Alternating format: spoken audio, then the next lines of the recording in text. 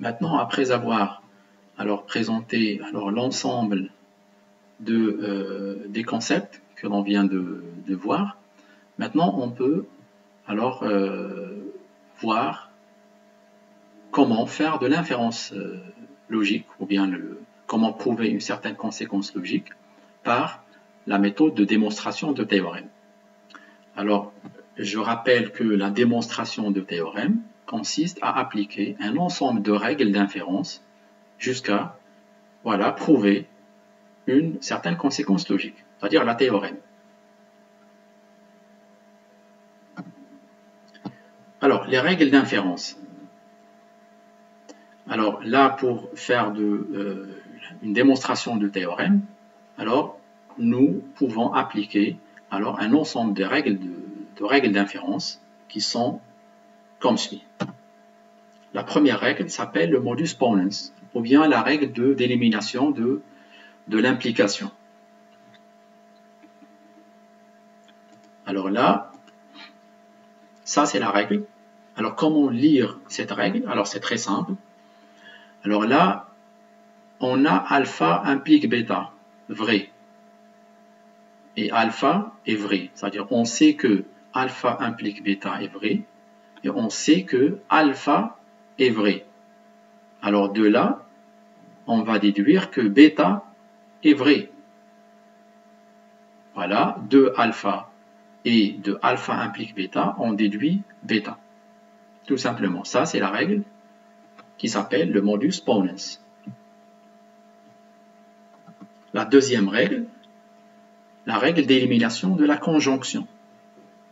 Alors, le principe de toutes ces règles est très simple. Alors là, si nous avons alpha et bêta vrai, cet énoncé est vrai. Alors là, bien sûr, on va déduire que alpha est vrai et bêta est vrai.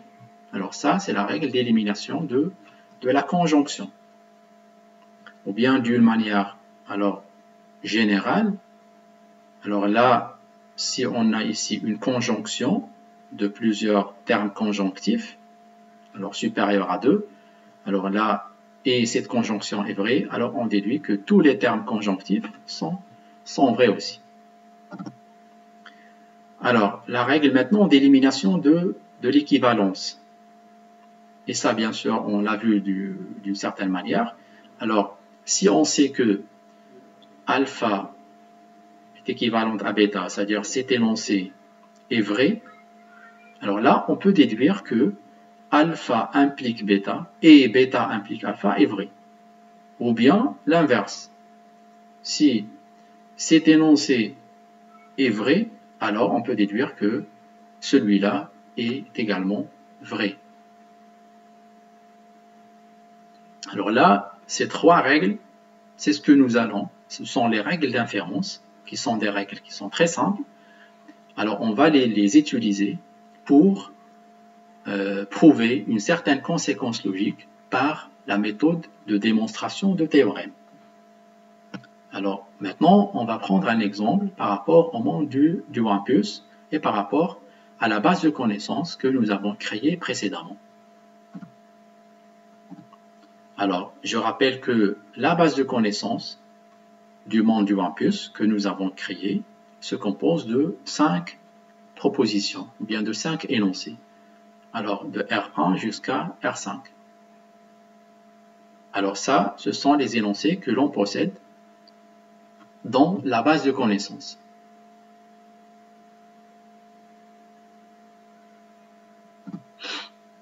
Maintenant, l'objectif, c'est de prouver cet énoncé. C'est-à-dire de prouver que non P12 est vrai. C'est-à-dire déduire ou bien inférer cette nouvelle connaissance.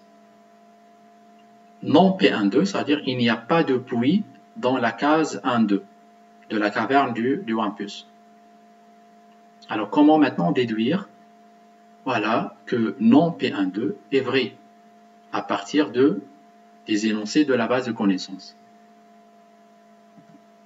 Alors on va appliquer les règles d'inférence. Ok. Lorsque je dis appliquer les règles d'inférence, bien sûr, on peut appliquer une règle, 2 règles, 3 règles, appliquer une certaine règle plusieurs fois, alors jusqu'à trouver jusqu'à prouver la conséquence logique ou bien l'énoncé que l'on souhaite approuver. Alors là, je vous propose, alors là, avant de voir ici, alors la suite des règles que nous allons appliquer pour prouver qu'il n'y a pas de puits dans la case 1-2, c'est d'essayer de le faire vous-même, hein, avant de voir ici la correction. Alors, la première étape, ça sera l'élimination de l'équivalence au niveau de la règle ou bien de l'énoncé R2. Voilà, R2. Pourquoi on a choisi R2 parmi les cinq propositions? Parce que tout simplement, là, l'objectif, c'est de prouver non P12. Et là, P12 existe uniquement ici, dans cette règle, au niveau de cette règle, R2. Voilà, c'est là où l'on peut voir le terme ou bien l'énoncé P12. Alors, on va prendre R2 et on va essayer de la décomposer tout simplement en éliminant l'équivalence. Voilà, cet opérateur. Alors, en utilisant bien sûr la règle d'élimination d'équivalence. Alors, cet énoncé, à partir de cet énoncé, on va déduire une nouvelle proposition, un nouvel énoncé, R6, que l'on va noter R6, qui est le suivant. Voilà. Alors, B11 implique P12 ou P21 et P12 ou P21 implique B1. Très bien. Alors ça, c'est la première étape. Maintenant, les autres étapes. On va appliquer l'élimination ensuite de la conjonction dans la règle ou bien dans l'énoncé R6. L'élimination de la conjonction. L'opérateur est.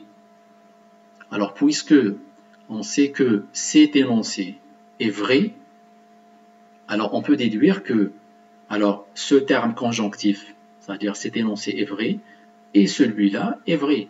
C'est-à-dire là, on peut déduire deux autres énoncés à partir de cette règle, qui sont vrais bien sûr.